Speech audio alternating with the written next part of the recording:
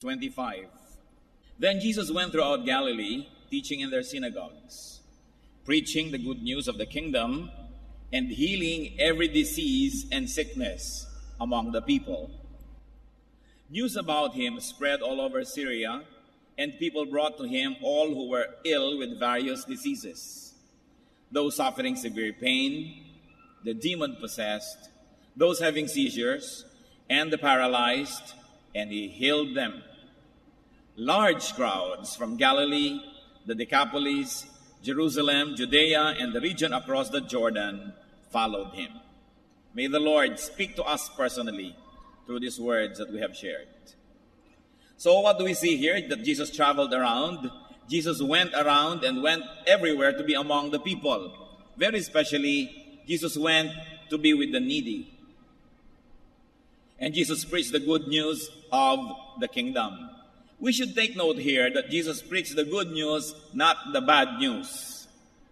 Hindi katulad ng nakakagawian ng marami ng mga anak ng Diyos na lagi ang uumpisahan ay kontrobersiya, skandalo, yung nakakapagpaaway, mga divisive issues. But the Lord preached the good news.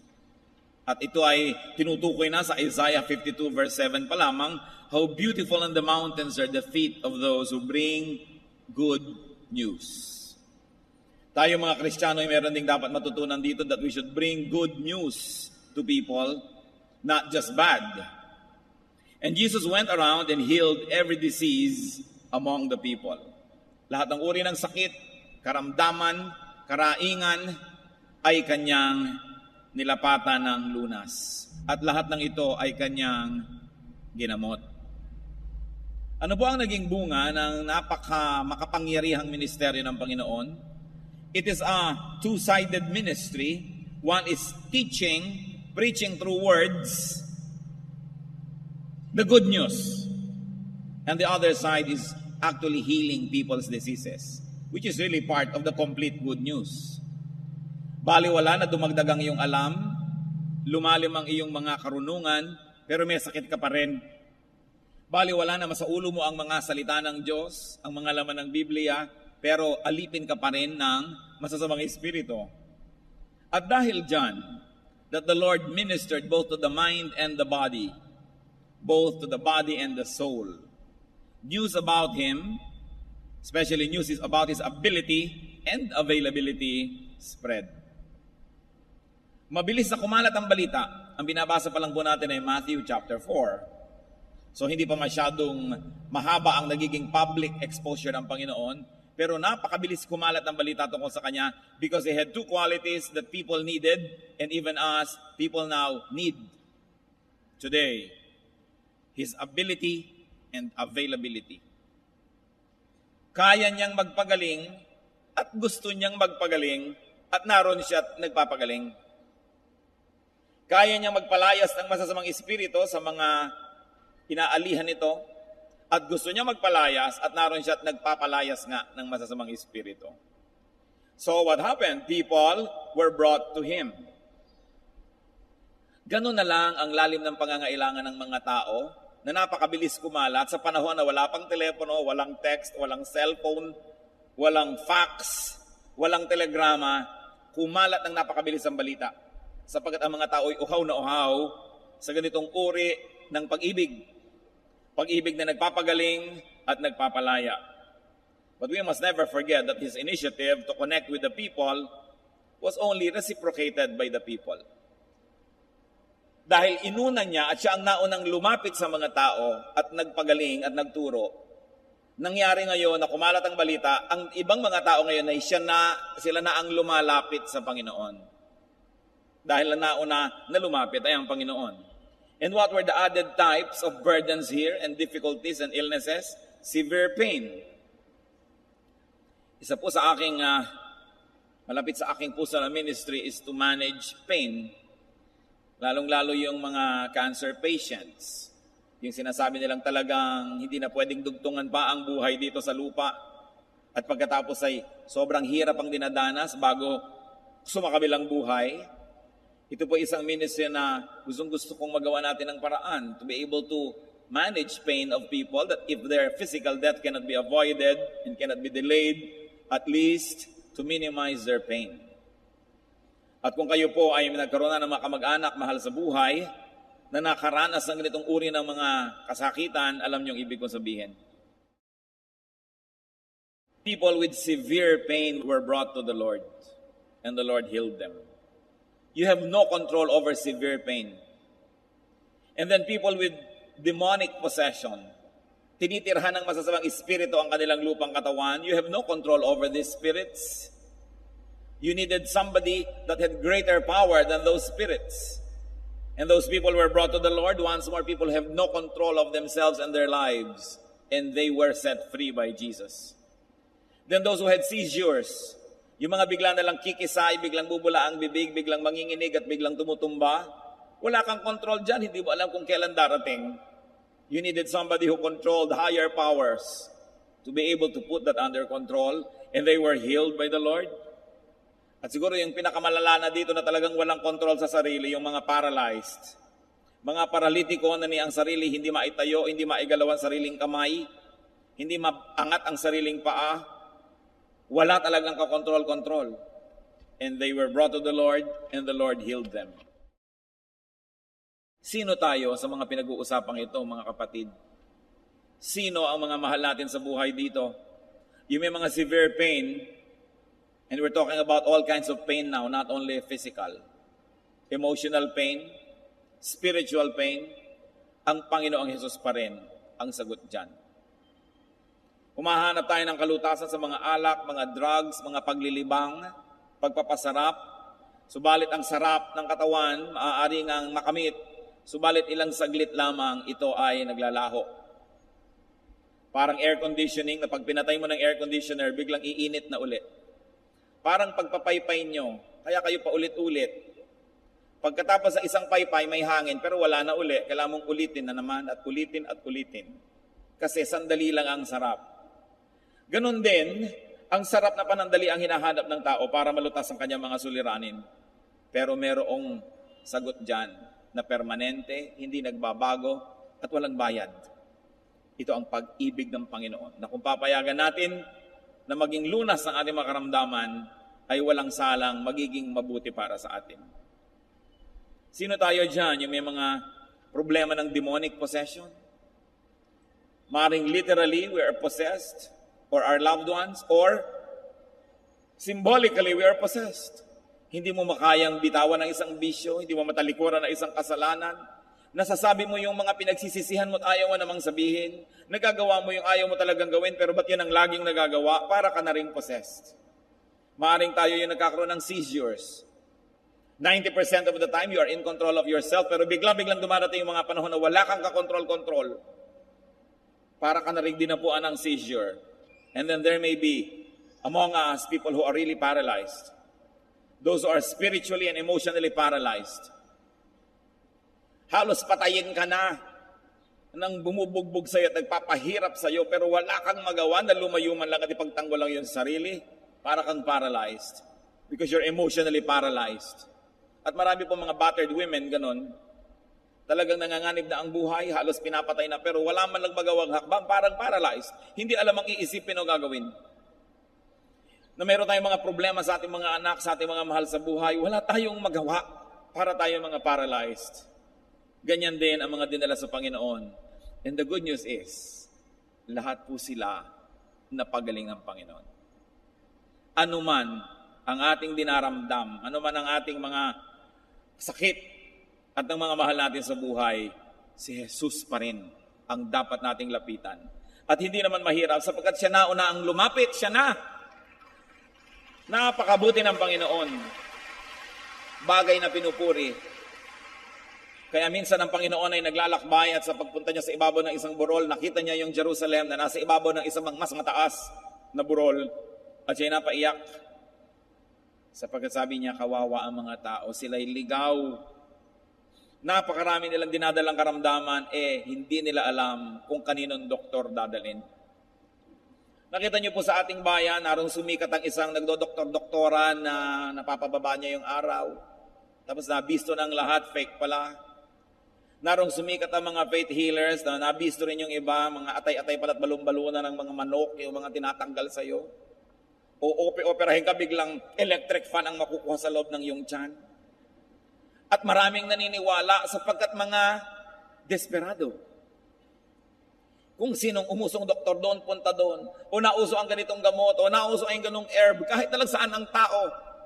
Sapagkat lahat ng tao ay may karamdaman. Lahat ng tao ay may kinatatakutang mga sakit. Pero si Jesus ang sagot. Kailangan nating maintindihan, we should be able to operationalize in our daily life what it means that Jesus is our healer. That Jesus is the answer to all our needs. Na kung meron tayong problemang financial, paano mangyayari na si Jesus pa rin ang solusyon? Kasi yung iba sasabihin nila, ang taong nagigipit sa patalim ay kakapit. So gagawa ng mga ibang paraan para malutas ang problema. Definitely mga paraan na hindi maka-Diyos. Definitely mga paraan na hindi turo ng Diyos. So anong nangyayari? Sinasabi natin, hindi solusyon si Jesus sa problema kung ito. Kailangan si Satanas ang solusyon dito. Kailangan gumawa ako ng mali para masolve to. Kasi kung tama lang, hindi pwede. Kailan natin lubos na mauunawaan ang ibig sabihin that Jesus is the answer to all our needs. And the sooner we realize that and operationalize that and make that happen in our lives, the sooner we're going to enjoy the kingdom of heaven. Whatever it means, whatever among its many meanings may be relevant to you. So we should take note that the Lord's patients were bothered or controlled by forces beyond their power. Tulad din ang marami sa atin ngayon. They needed power beyond that of their tormentor. Kailangan higit sa nagpapahirap sa kanila ang kapangyarihan ng lulutas. Philippians 2:9-10, God gave Him, meaning the Lord Jesus Christ, the name that is above every name. That at the name of Jesus every knee should bow in heaven and on earth and under the earth. Salamat, pati ang mga tuhod ng mga masasamang espiritu luluhod sa pangalan ng Panginoong Jesus. That this is a name that is above all names. That the name Jesus is above the name headache. That it is above the name cancer. That it is above the name illnesses, sickness. It is above gallstones. It is above insanity. It is above loneliness, depression.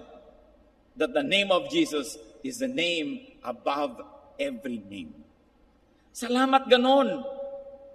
Ngayon, pinakikinabangan ba natin yung katotohanan na yun? That the name of Jesus is above the name of poverty. It is above the name of hunger. It is above the name of corruption. It is above the name of sin, temptation. At kung, mga kapatid, ano man yung name ng taong umaalipin sa inyo, at buong giliw naman kayo nagpapaalipin, the name of Jesus is above that name. The name of Jesus above the name of inferiority complex. The name of Jesus is above the name of shyness. It is above the name of pain or sorrow or bitterness. It is above the name of the past. If your past was ugly and scarred, the name of Jesus is above that name. Napakalalim. Napakalalim. Ang lagi kong ipinapanalangin, Panginoon, bigyan niyo po kami ng kakayahang kuskus man lang ni konti ang ibabaw ng inyong salita. Sapagkat kuminsan nandun lang tayo at hindi nakakapasok sa lalim nito, kaya nababaliwala ang dapat sana'y napakaraming kapangyarihan na available sa mga anak ng Diyos. Mga Kristiyanong may mga takot sa dilim, mga takot sa multo, sa mga kaluluwa at kung ano-ano pa. 1 John 4:4, the one who is in you is greater than the one who is in the world. Bakit ka matatakot kung ang pangalan ng iyong Panginoon ay mas mataas sa anumang pangalan? At ang ranggo niya ay mas mataas sa anuman. Namnamin natin ito mga anak ng Diyos at ipamuhay. And definitely, you will realize that Jesus loves you. Ginawa ng Panginoong itaas ang kanyang pangalan at na-maintain niya yon. Salamat. Sapagkat kung siya ay nagkasala nung siya ay nabuhay sa lupa, kung siya ay nagpakahina, bumigay, hindi na niya makiklaim that His name is above every name. Mawawalan tayo ng kampyon, mawawalan tayo ng tagapagtanggol, mawawalan tayo ng tatakbuhan, alang-alang sa atin, talagang pinaghirapan ng Panginoon na malampasan ang lahat ng pagsubok. Kaya dapat tayong laging nagpapasalamat sa Kanya. At kung humaharap sa pagsubok, alalahanin kung sino siya. Na siya'y tagumpay, walang dahilan para matalo ang kanyang mga anak. Natatalo dahil nagpapatalo o nadadaya, nauunahan ng takot. Anong dahilan? Sapagkat mahal tayo ng Diyos, kaya niya ginagawa yon. At yon ay naramdaman ng marami. So Jesus was followed by people. Walang gimmick. Hindi niya sinasabing, tuwing linggo, alas 3 ng hapon, magpapagaling ako, dahil lahat ng may sakit. Hindi niya kailangan gawin yun. Hindi siya nangangako ng kung ano-ano. Walang mga devices to attract people. The attraction of Jesus was the power of His words. The words that appealed to the mind and the words that quenched the longings of the Spirit. And He was followed by people from Galilee, from everywhere. Inisa-isa po yan sa Biblia at hindi maliit na bagay na inisa-isa. Ang mga sumunod sa Kanya from Galilee, from the Decapolis, from Jerusalem and Judea, and from the regions across the Jordan. In other words, lahat ng mga lugar, may mga kinatawan na sumusunod sa Kanya. Jews and Gentiles alike, the young and old, men and women, the wise and the not so wise, the learned and the not so learned, the rich and the poor, follow the Lord. Ano pang mga challenges ng katotohanan na yan, mga kapatid? That the lovable Jesus did the first move. He did the first move to be with people, to teach, and to heal. John 1:14, the Word became flesh and made His dwelling among us. Nagsakatawang tao ang Panginoon para makiisa, makibilang, makisangkot, makihalubilo sa atin. Sapagkat di natin kaya, ang Panginoon, siya na ang lumapit. And already able, because He is the Son of God, He made Himself available. And because the Christian must be like Christ, Christian, you must be able. Siyempre may ability tayo. Hindi naman napupunta sa isang tao ang lahat ng abilidad, lahat ng kakayanan. But every person is gifted by the Holy Spirit to have an ability. May ability kang mang-encourage, may ability yung isa mang-rebuke, may ability yung isa na tumulong, may ability yung isa na manalangin, may ability na umawit, kung ano-ano. But you should not stop at being able. You should be available. Just like Jesus. You must be available. Hindi mo pwedeng ipagkait ang abilidad na ibinigay sa iyo ng Diyos, lalong-lalo sa kanyang iglesia, lalong-lalo sa church, which is His body, of which the head is Jesus. If you are not present, if you do not surrender your ability to the body, you are cheating all of us. Because God gave you an ability to be part of the patrimony of the whole church. Parang ikay bawang, absent ka, paano magkakaroon ng ginisa? Ang present lang yung sibuyas at kamatis. Magsisigang sa miso, ikaw yung miso, absent ka, di hindi sinigang sa miso. Ano pang ability nyo, mga kapatid? Alam nyo yan? Available ba kayo? O yung mga ability nyo, itinitinda nyo lang sa labas. That you have a lot of skills, but you market your skills elsewhere, and your skills are not available to the church. Pinagkakaperahan, pinaghahanap buhay yung mga skills, talent na ibinigay ng Diyos, pero pinakikinabangan ba ng iglesia? Napakahalagang tanong. Kasi kung si Lord, able lamang at hindi naman available, di baliwala. Hindi siya nakatulong. Remember that as like Jesus, you should be able and available. Dapat available ka to pray for others. Kung hindi man, you're available to sing, to lift up the feelings of people, or to give glory to God. Or you should be able to teach. May talent ka, creative ka, artist ka, pinapakinabangan ba ng Diyos? O ginagamit ka lamang ng mga advertising agencies na hindi naman masama, pero may mas mabuti pang ginagawa at pwede namang sabay. The Lord was able and available. That's why he became effective. So the loving and lovable Jesus ministered to the mind, to the body, to the spirit. Kompleto. It was a holistic spirituality. Hindi katulad ng nangyayari sa maraming Christian groups ngayon o Kristiyanong tao. May mga grupo, puro doctrine, teaching, pero wala namang healing. Walang love. Puro karunungan. Meron naman healing, walang doctrine.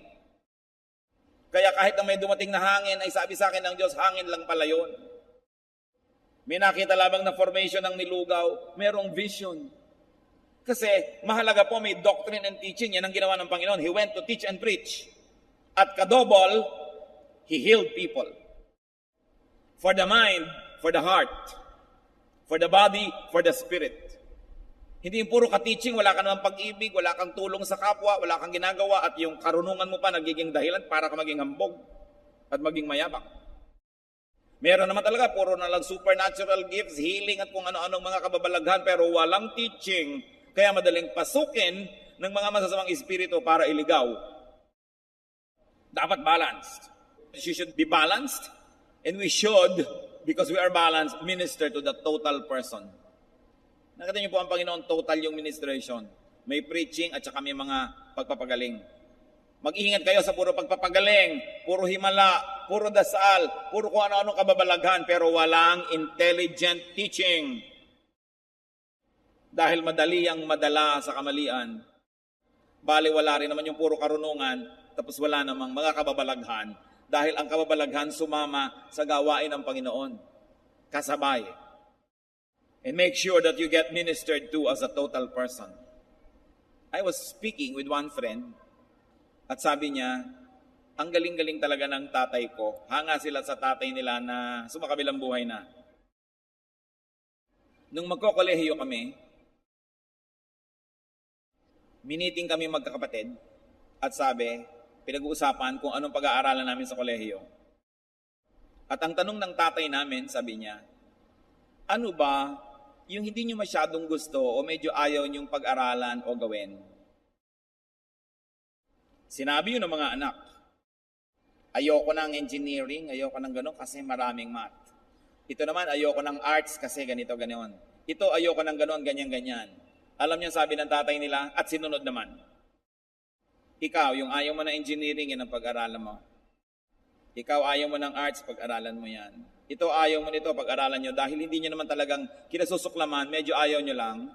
At kaya nyo namang ipasa dahil may brain kayo. At maganda ang foundation nyo sa high school. At sabi ng mga anak, bakit naman po yung ayaw namin ang pag-aaralan namin? Bakit nga naman? Tanong nyo rin ba? Sabi ng tatay, kasi yung gusto nyong gawin, kahit anong mangyari at bumaligtad ang mundo, gagawin nyo yon. Ayaw nyo man ng engineering, in between that time, sa inyong mga free time, at pagkatapos ng kurso, siguradong pupuntahan nyo rin yung gusto nyo.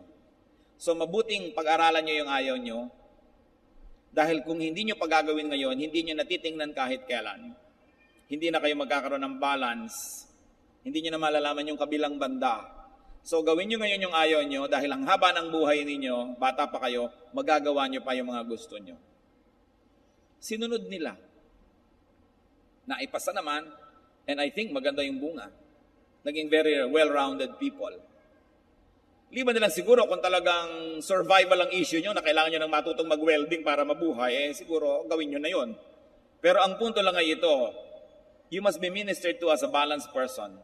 You don't only eat what you like to eat, but you eat also what you need to eat.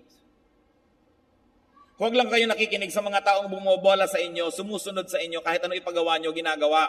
Dahil mababaliw kayo pag ganong tao lagi ang kasama nyo. Yung gawin nyo to, gagawin nga. Sundin nyo to, susundin nga. Tuwang-tuwa ka dahil hindi ka tinatanggihan. Pero anong mangyayari sa'yo? Hindi ka na maitutuwid. Hindi ka na mag-i-improve sa buhay. So dapat nakikinig ka doon sa nagagalit sa'yo, pinapagalitan ka. Mali ka, kanya. Pasalamat ka kung may nagaganoon.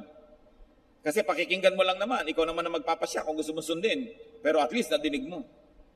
Don't surround yourself with people that always admire you and say yes and agree with everything you do. Because mapapahama kayo. Lalong-lalo ka ang mga taong yon ay umaasa sa inyo, binibigyan nyo, nireregaluhan nyo. Natural, papayag. Kahit pag ibitin nyo yan, pati warik, gumulong, gagawin, lalo't binibigyan nyo. Makikinig kayo doon sa mga taong sumasalungat. Lalo't alam nyo na matalino yung tao, hindi naman talaga galit sa inyo, kaya sumasalungat, sapagkat doon tayo nagkakabalance. Alam nyo, si Lord very balanced. How did He grow? Sa Luke 2:52, i-describe ang complete growth ni Lord. And Jesus grew in wisdom and stature and in favor with God and men. Wisdom, brain. Stature, physically, the body.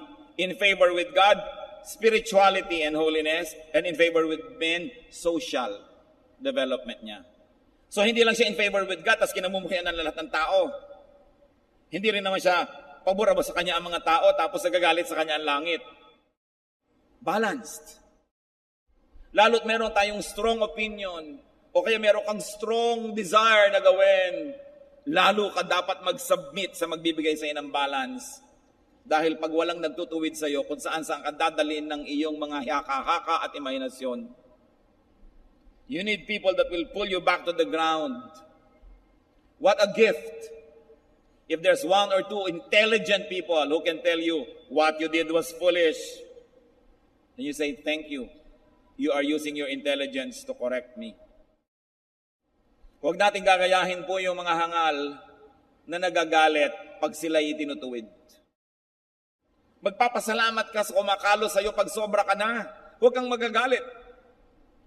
Because you will be destroyed when intelligent people do not care about you and do not want to stop you. Napakalaking pagpapala na may nagbibigay ng balanse. At yan ay binigay ng Panginoon. The people were spiritually hungry, He fed them. The people were weak, He strengthened them. Balance. And you know, even now, people are harassed and burdened with pain.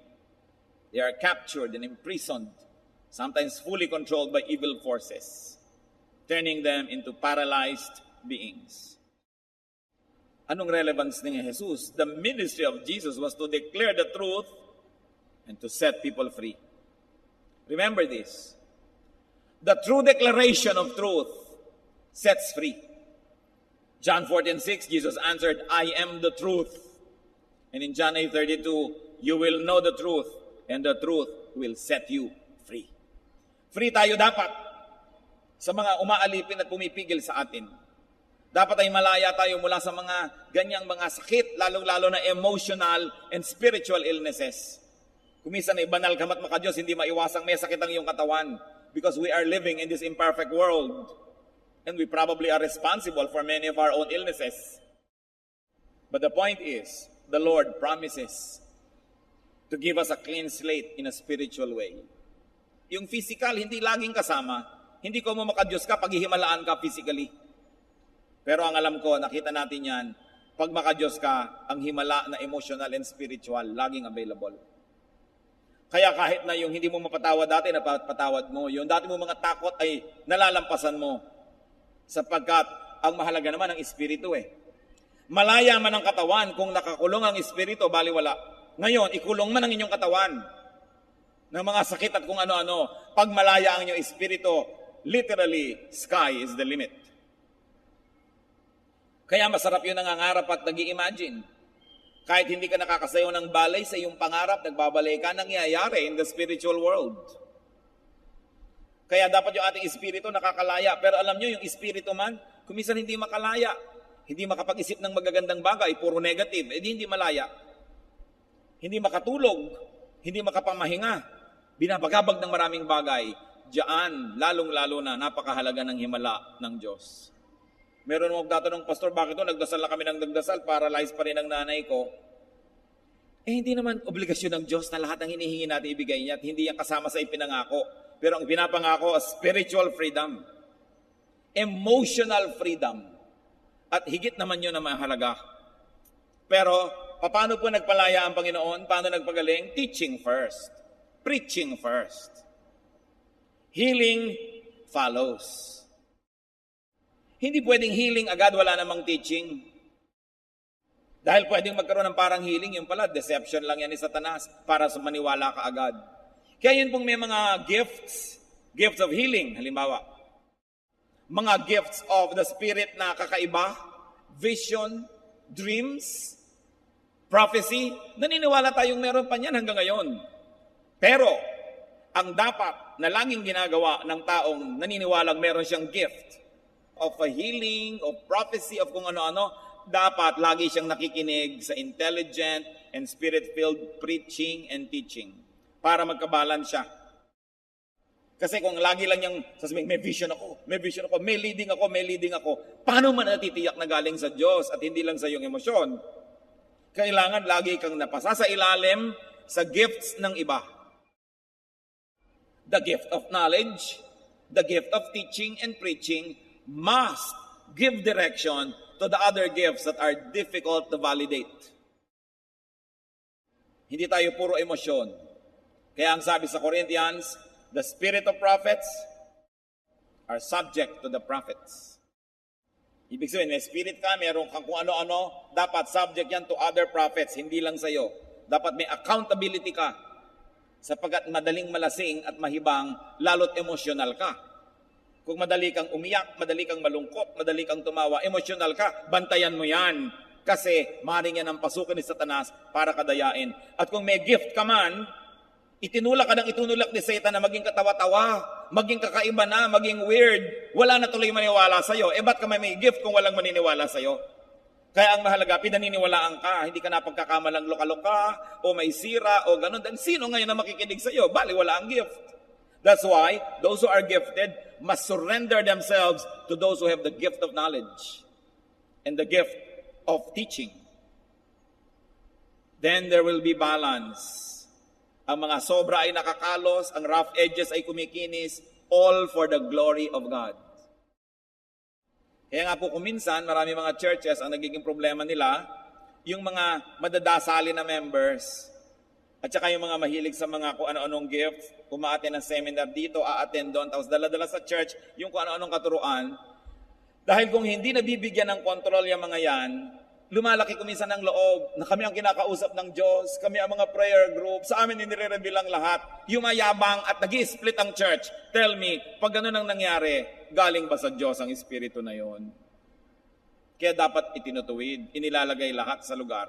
Gusto ko pong bigyan ng diin, ang lahat ng may spiritual gifts, lalo fabulous gifts, must surrender to the pulpit and to the education department of the church. Because it is the knowledge that is verifiable that will validate the occurrences and events that are too difficult to validate. Dapat merong ganong kontrol. Ngayon, if you encounter the truth, if you encounter the Lord, dapat ang kasunod, freedom. Nakita niyo si Zacchaeus, when he encountered the Lord Jesus Christ, biglang sabi niya, Lord, half of my money I'll give to the poor. Lahat ng aking mga dinaya, ibabalik ko, times 4. May natira pa kaya sa kanya? Siguro wala na. Pero bakit siya naging free? Marahil ang Diyos niya noon, pera.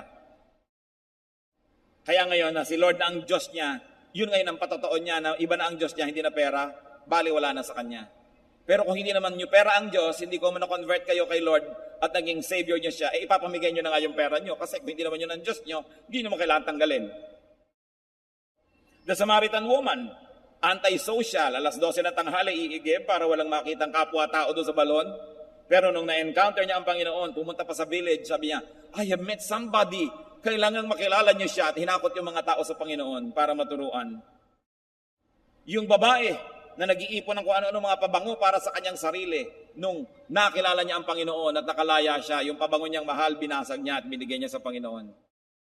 Because when you encounter the truth, the automatic result is freedom. Ito ngayon ang tanong, are you free? Alam nga naman, lagi mo nadidig yung salita ng Diyos, tapos kirida lang, di mo maiwan-iwan. Alam nga naman na nakikinig ka lagi at nagba-Bible study, pero bisyo lang, hindi mo matalikuran. You are not free. Kailangan, after the truth is heard, freedom follows. So kailangan tanggapin ng buong buo yung truth, submit to the truth, so that you will be free. Galatians 5:1, it is for freedom that Christ has set us free.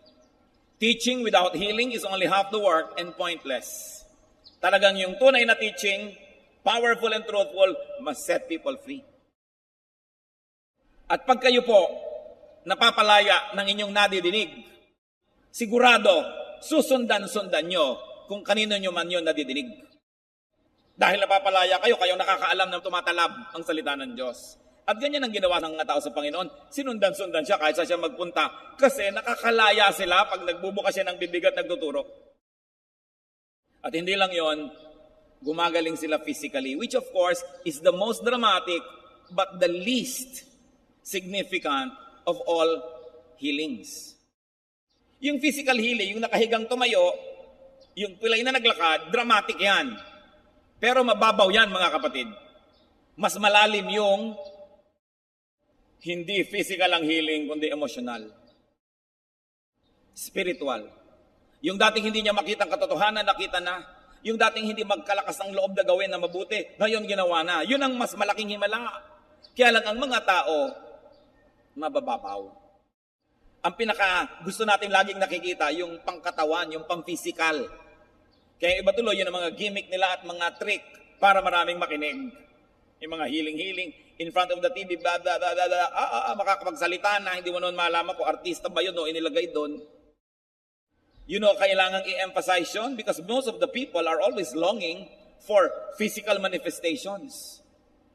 Kaya dinadaya tayo ng mga espiritu, lagi may mga physical, dyan dahil ang hilig ng tao.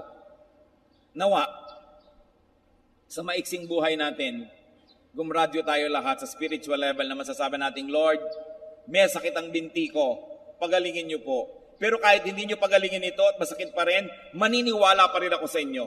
Dahil marami kayong pinapagaling sa akin na iba, na espiritual, na hindi nakikita ng tao, hindi madaling bilangin o sukatin, pero sa akin mas mahalaga yun. Na hindi po natin laging ina-equate yung ating spirituality at yung pag-ibig ng Diyos sa nakikita ng mata. Sabi, Lord, may sakit ang nanay ko, awa-awa na ako, pagalingin niyo po, pero kahit di niyo pagalingin, naniniwala ako sa inyo. Dahil alam kong maraming paraan ng pagpapagaling ang ginagawa niyo sa amin, hindi lang ito. Huwag nating ibabase sa nakikita lang ng mata ang kapangyarihan ng Diyos. The truth is, God is spirit, and we really are spirit. Itong katawan natin na ito ay kulungan lang ng ating espiritu. Kaya pag namatay na ito, nakakalaya ang ating espiritu. Doon natin makikita ang tunay na mahalagang bagay espiritual, hindi physical. So huwag tayong padayang ganong kahalaga yon. Bagamat mahalaga sa pansamantalang panahon. But what is not important 10,000 years from now is probably not really important. What is important is that which is eternal, that which is spiritual, that is beyond the eyes, the nose, the ears. Spiritual. Now, thank God because it doesn't change. God does not change. Hebrews 13:8, Jesus Christ is the same yesterday and today and forever. Sadly, people are still the same. Tulad ng sa binasa natin, needy of teaching, of good news, of healing, of freedom. Christians like Christ can and should be agents of teaching and healing and freedom. Kailangan makita natin na nagagamit tayo ng Panginoon para sa kagalingan ng iba, para makapagturo, to preach the good news. Of course, as we have already established, healing can be physical, healing can be spiritual. Kung sobra kayong pinagpala, parehong pagpapala dumadating. Pero kahit wala yung physical, yung tayo pinatawad sa ating mga kasalanan, yun ang pinakamalaking healing na importante.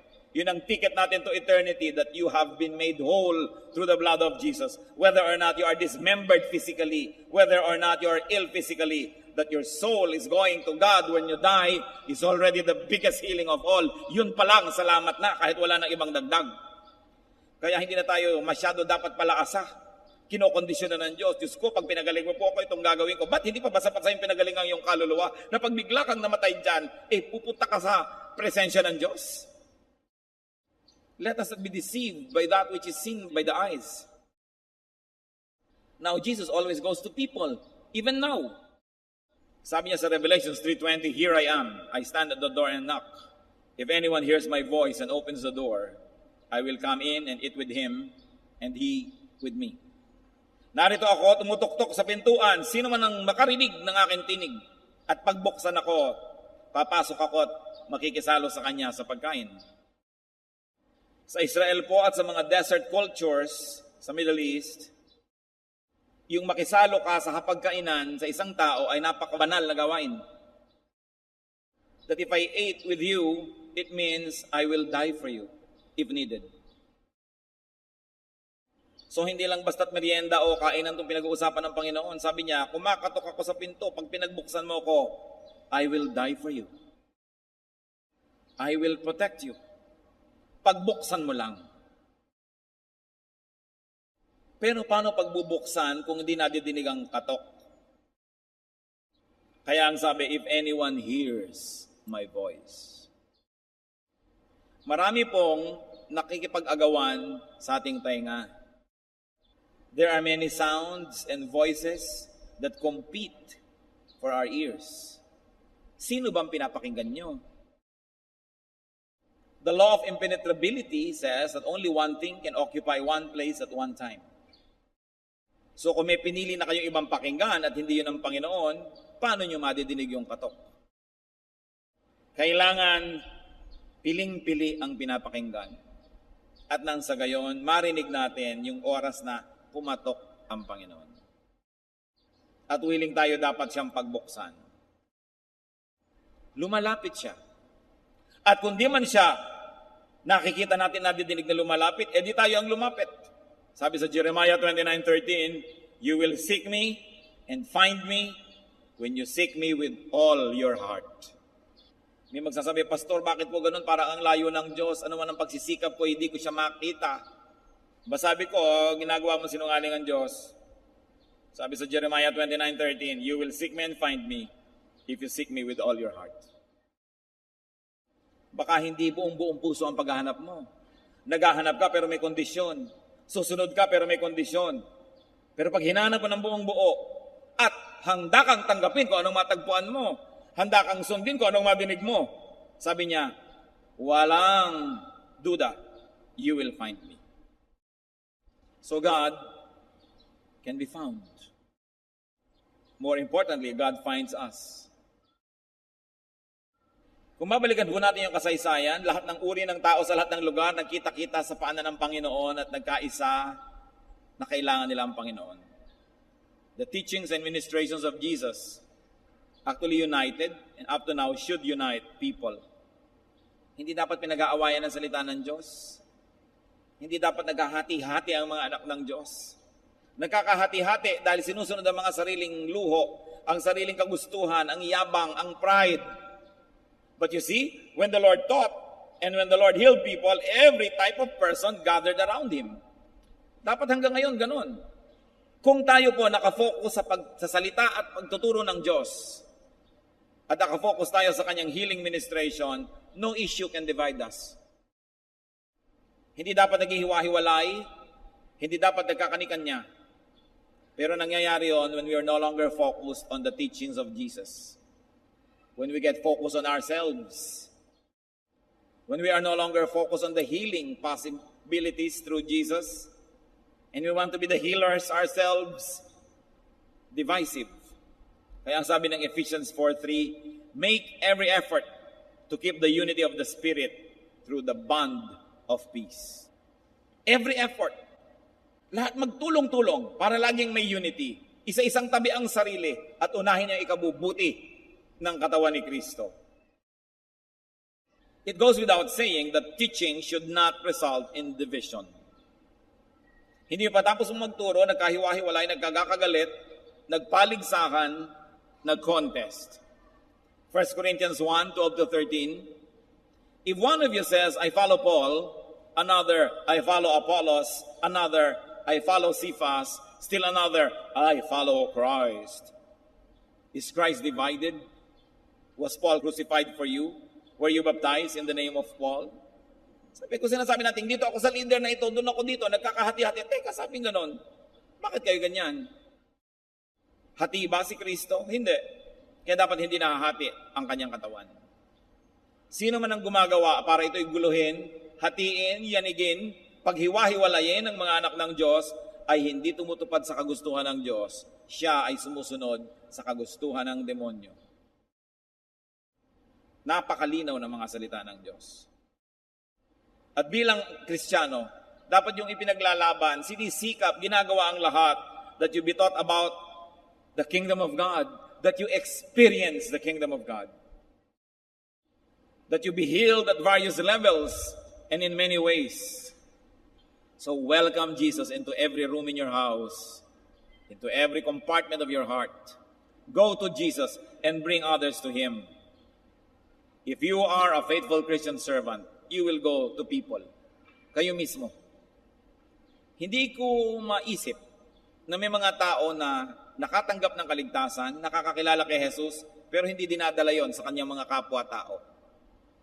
Na kaya niyang maupo sa isang lamayan, makipagkwentuhan sa mga walang katuturang mga bagay, sa exchange rate ng dollar, sa mga tungkol sa kung ano-ano mga political issues, 30 minutes, 1 hour, pero hindi nababanggit ang Panginoong Jesus.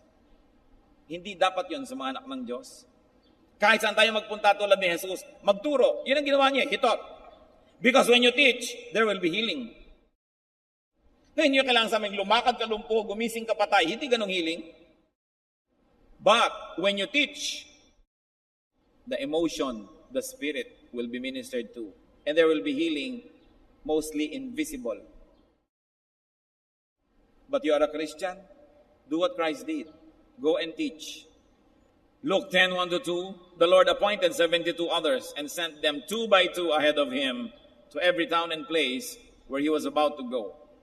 He told them, the harvest is plentiful, but the workers are few. Ask the Lord of the harvest, therefore, to send out workers into his harvest field. Mga kapatid, nung ako po'y nakakilala sa Panginoon, 1973, di pa uso yan. Konti lang ang may Bible. Pag dala-dala mo pa nga yung Bible mo, ano yan? Wala. Ano nga yan? Ano ba? Wala nga.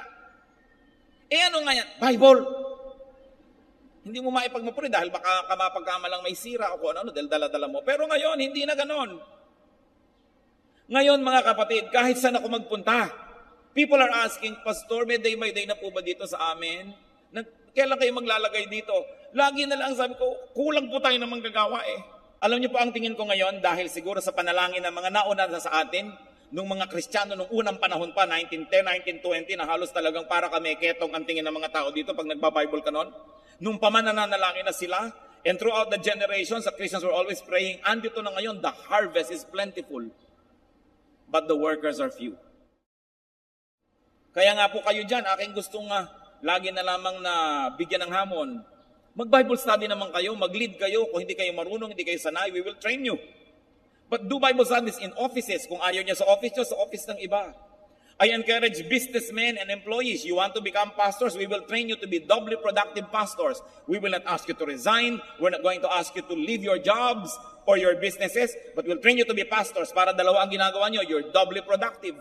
It's possible and it can be done. In fact, it's the only way to do Christian ministry now.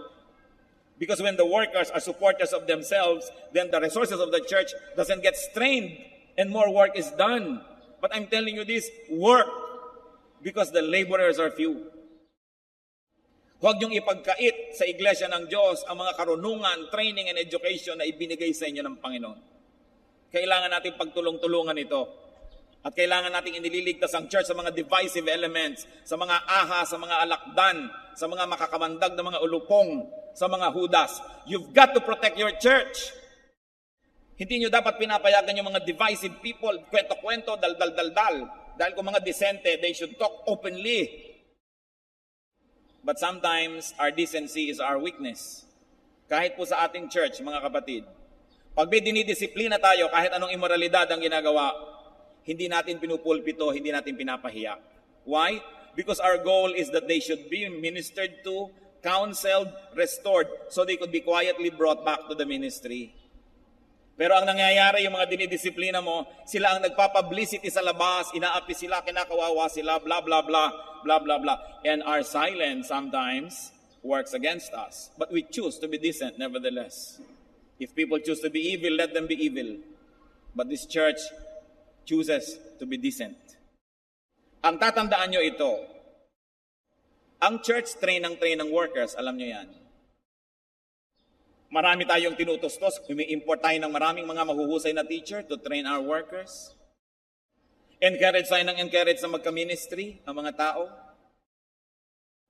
Anong kabaliwan kung meron kang manggagawa na matino, tatanggalin mo, matino pala?